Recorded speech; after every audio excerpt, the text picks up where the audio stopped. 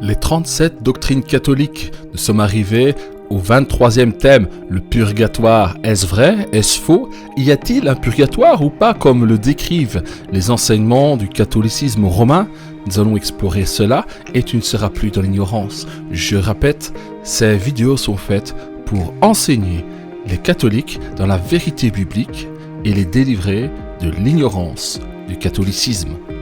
Le catholicisme enseigne qu'après la mort, certaines personnes sont envoyées dans un endroit appelé purgatoire pour une purification complète avant l'entrée du paradis. Voilà ce que dit le catéchisme. Ceux qui meurent dans la grâce et l'amitié de Dieu, mais imparfaitement purifiés, bien qu'assurés de leur salut éternel, souffrent après leur mort une purification. Vous entendez bien? Souffrent une mort, souffrent après leur mort, afin d'obtenir la sainteté nécessaire pour entrer dans la joie du ciel. Article 1030, page 270. L'Église appelle purgatoire cette purification finale des élus. Article 1030, page 270. Cette doctrine importante vient-elle de Dieu ou est-ce une autre tradition des hommes? Voici une réponse directement issue du catéchisme. L'Église a formulé la doctrine de la foi relative au purgatoire, surtout au Concile de Florence et de Trente. Est-il déraisonnable de se demander d'où les intervenants ont tiré leur information concernant la vie après la mort, pour être en mesure de formuler une telle doctrine? Chers amis catholiques romains, si vous priez pour des êtres aimés, que vous croyez être au purgatoire, il faut que vous sachiez que ce n'est pas Dieu qui vous a dit où ils étaient. C'est un groupe de religieux qui l'a décrété en se moquant de ce que disent les Écritures. Écoutez.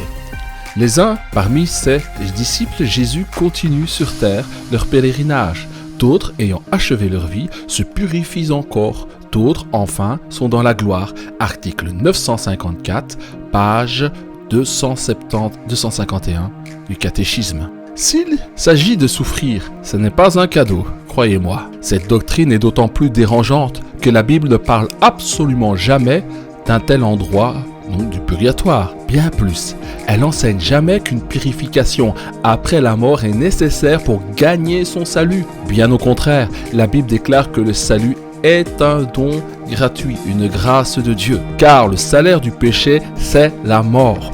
Mais le don gratuit de Dieu, c'est la vie éternelle en Jésus-Christ notre Seigneur. Romains 6, 23.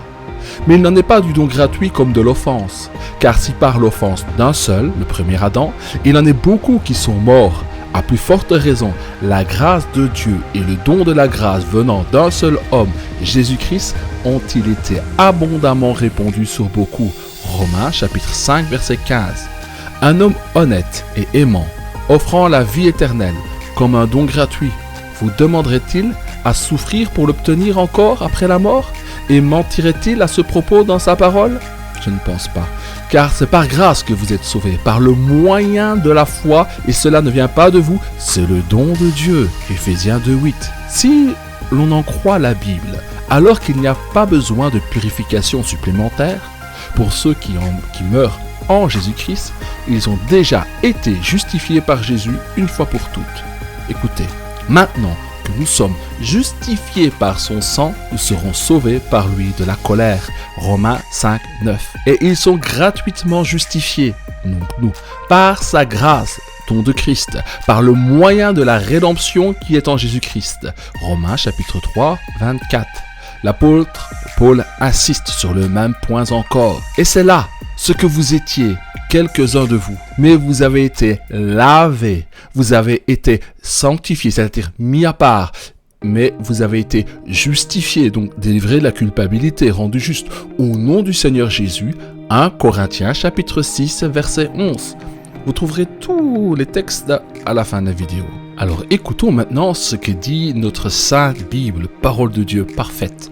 Les vrais chrétiens sont déjà purifiés car Jésus a ôté tous leurs péchés à la croix. Nous en rentrons en possession par la révélation et la connaissance de la vérité. Écoutons ce que dit Hébreux chapitre 9 verset 26.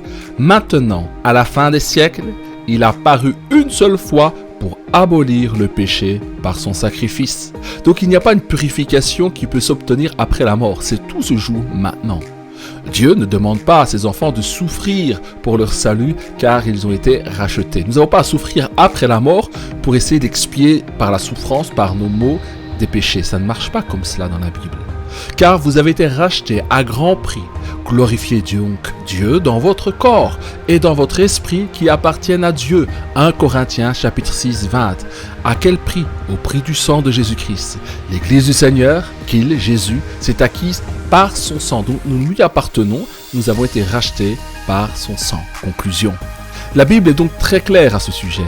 Du côté de l'Église catholique, examinons quelle a été la conséquence de la doctrine du purgatoire. Des fortunes lui ont été données pour qu'elle dise des messes et des prières en faveur des morts, pour qu'ils puissent migrer vers le paradis. Maintenant, je vous pose une question. Pourquoi l'Église catholique a-t-elle institué cette doctrine? Maintenant, au moins, vous savez que la doctrine du purgatoire a été conçue dans l'esprit de simples mortels. Il n'y a donc maintenant, écoutez bien, aucune condamnation pour ceux qui sont en Jésus-Christ, c'est-à-dire dans la foi, dans la révélation de l'œuvre parfaite de la mort et de la résurrection de Jésus-Christ. Romains 8, verset 1.